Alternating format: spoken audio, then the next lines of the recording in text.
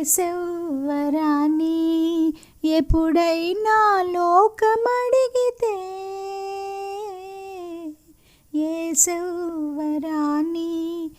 ఎప్పుడైనా లోకమడిగితే, అంటాను నేను శ్వాసలో వినిపించు యేసు స్వరమని, నా శ్వాసలో వినిపించు యేసు స్వరమని, యేసెవ్వరాని. దేవునికే మహిమ. నమస్కారం అండి. మనము తెలుగులో బైబిల్ని చదువుకుంటున్నాము. వాడుక భాషలో ఉండే తెలుగులో మనం బైబిల్ని చదువుకుంటున్నాం కదా. ఈరోజు సంఖ్యాకాండం 9వ అధ్యాయాన్ని చదవబోతున్నాను. ఇప్పటి వరకు మనం ఆదికాండం, నిర్గమాకాండం, లేవికాండం, ఇప్పుడు సంఖ్యాకాండానికి వచ్చాము. ఇవి మోషే రాసిన గ్రంథాలు. 9వ అధ్యాయంలో ఏముందో చూద్దాము. ఇది బేసికల్గా వాడుక భాషలో ఉంది కాబట్టి, అంటే మనం మాట్లాడే తెలుగులో, రాసే తెలుగు కాకుండా మాట్లాడే తెలుగులో ఉండే బైబిల్ కాబట్టి ఈజీగా అర్థమవుతుంది. ప్లస్ ఈ డిజిటైజేషన్ గోల్ ఏంటంటే, ఇది బేసికల్గా ఆడియో బైబిల్ అండి. కాబట్టి మనం ఏదైనా పని చేసుకుంటూ కూడా దేవుడి వాక్యాన్ని మననం చేసుకోవచ్చు వింటా అని నా ఉద్దేశం. చాలామందికి తెలుగు చదవడం కూడా ఈ మధ్య రావట్లేదు. అలాంటి వాళ్ళు వినడం వచ్చు, అర్థం చేసుకోవడం వచ్చు, చదవడం ప్రాబ్లము.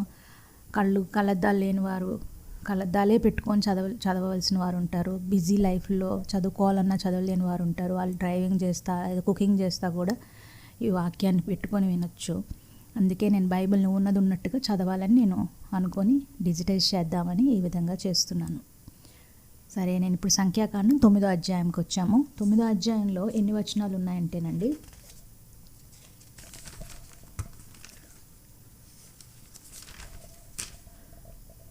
23 వచనాలు కనిపిస్తున్నాయండి. ఈ 9వ అధ్యాయం 23 వచనాలు దేని గురించి టూకీగా రాశారు అని అంటే, టూకీగా ఏంటి అంటే ఓవరాల్ ఈజిప్ట్ తర్వాత మొదటి పస్కా పండుగ గురించి తెలియజేశారంట. అలాగే దేవుని మేఘం గురించి, బూరల సంకేతాల గురించి కూడా దీనిలో తెలియజేశారంట. చూద్దామండి. 9వ అధ్యాయాన్ని చదువుతున్నాను. ఈజిప్ట్ దేశం నుండి ఇజ్రాయెల్ ప్రజ వచ్చిన తర్వాత 2వ సంవత్సరం మొదటి నెల యెహోవా సీనాయి ఎడారిలో మోషేతో ఇలా అన్నాడు. ఇజ్రాయెల్ ప్రజల పస్కా పండుగను దాని నియామక కాలంలో ఆచరించాలి. ఈ నెల 14వ రోజున సాయంకాలం సమయంలో దాని నియామక కాలంలో దాని చట్టం నిర్ణయం ప్రకారం దానిని ఆచరించాలి. అంచేత పస్కా పండుగను ఆచరించుడి అని మోషే ఇజ్రాయెల్ ప్రజలతో చెప్పాడు. వారు మొదటి నెల 14వ రోజున సాయంకాలం సీనాయి ఎడారిలో పస్కా పండుగను ఆచరించారు.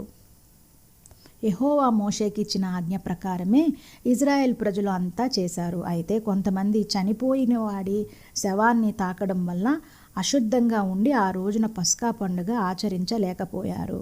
కనుక ఆ రోజు వారు మోషే అహరోనుల దగ్గరికి వచ్చి మోషేతో, చనిపోయిన వాడి శవాన్ని తాకడం వల్ల అశుద్ధంగా ఉన్నాం, అయినా మేము యెహోవా అర్పణ దాని నియామక కాలంలో తక్కిన ఇశ్రాయేల్ ప్రజలతో ఎందుకు అర్పించకూడదు? ఈ ఆటంకం ఎందుకు ఉండాలి అన్నారు. అందుకు మోషే, ఇక్కడే ఉండండి, మీ విషయం యెహోవా ఏం చేస్తాడో నేను తెలుసుకొని వస్తాను అన్నాడు. యెహోవా మోషేతో చెప్పింది ఇదే. నీవు ఇజ్రాయెల్ ప్రజలతో ఇలా చెప్పు, మీలో కానీ మీ సంతానంలో కానీ ఎవరైనా శవాన్ని ముట్టడం వల్ల అశుద్ధంగా ఉన్నా, దూర ప్రయాణం మీద ఉన్నా ఆ వ్యక్తి పస్కా పండగ ఆచరించవచ్చు. అయితే అలాంటి వారు 2వ నెల 14వ రోజు సాయంకాల సమయంలో దానిని ఆచరించాలి. వారు పస్కా బలిని పొంగని రొట్టెతో, చేదు కూర మొక్కలతో తినాలి. వారు మరుసటి ఉదయం వరకు దానిలో కొంచెమైనా మిగల్చకూడదు. దాని ఎముకలలో దేనిని విరగగొట్టకూడదు. పస్కా పండుగను గురించిన ప్రతి చట్టం అనుసరించి దాన్ని ఆచరించాలి. ఎవరైనా ప్రయాణం చేయకుండా శుద్ధంగా ఉండి పస్కా పండుగను ఆచరించకపోతే ఆ వ్యక్తిని ప్రజలలో లేకుండా చేయాలి. ఆ వ్యక్తి యెహోవా అర్పణ నియామక కాలంలో అర్పించలేదు గనుక తన అపరాధం తానే భరించాలి. మీ మధ్య కాపురమున్న విదేశీయుడు యెహోవా పస్కా పండగను ఆచరించాలని అనుకుంటే ఆ వ్యక్తి కూడా పస్కా చట్టం నిర్ణయం ప్రకారం దానిని ఆచరించాలి. విదేశస్థుడు కానివ్వండి, స్వదేశస్థుడు కానివ్వండి, మీకందరికీ ఒకటే చట్టం ఉండాలి.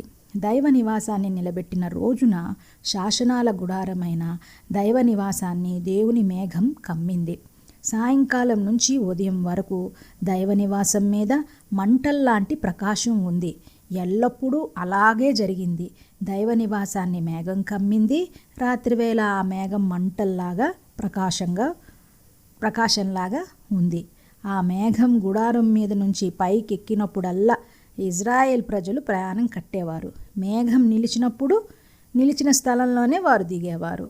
ఇజ్రాయెల్ ప్రజలు యెహోవా మాట ప్రకారమే ప్రయాణాలు చేసేవారు. డేరాలు వేసుకునేవారు. మేఘం దైవ నివాసం మీద నిలిచే రోజులన్నీ వారు ఆగిపోయేవారు. మేఘం చాలా రోజులు దైవ నివాసం మీద నిలిస్తే ఇజ్రాయెల్ ప్రజలు యెహోవా ఇచ్చిన ఆదేశం పాటించి ప్రయాణం చేసేవారే కారు. మేఘం కొన్ని రోజులు దైవ నివాసం మీద నిలిస్తే వారు నిలిచారు. యెహోవా మాట ప్రకారమే వారు నిలిచేవారు, ప్రయాణం చేసేవారు. మేఘం సాయంకాలం నుండి ఉదయం వరకు మాత్రమే నిలిస్తే ఉదయం మేఘం పైకెక్కినప్పుడు వారు ప్రయాణం చేశారు. పగలైనా రాత్రి అయినా మేఘం పైకి వెళ్ళినప్పుడల్లా వారు ప్రయాణం చేసేవారు. మేఘం 2 రోజులు కానీ, నెల కానీ, సంవత్సరం కానీ ఉండిపోయి దైవ నివాసం మీద నిలిస్తే ఇజ్రాయెల్ ప్రజలు ప్రయాణించకుండా ఉండిపోయేవారు. మేఘం పైకెక్కినప్పుడు మాత్రమే వారు ప్రయాణం చేసేవారు. యెహోవా మాట ప్రకారమే వారు ఉండిపోయారు, ప్రయాణం కూడా చేసేవారు.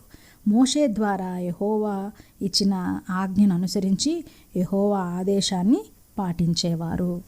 ఇది 9వ అధ్యాయం సారాంశం అండి. 10వ అధ్యాయాన్ని మనము నెక్స్ట్ ఎపిసోడ్లో చూద్దాం. దేవునికే మహిమ.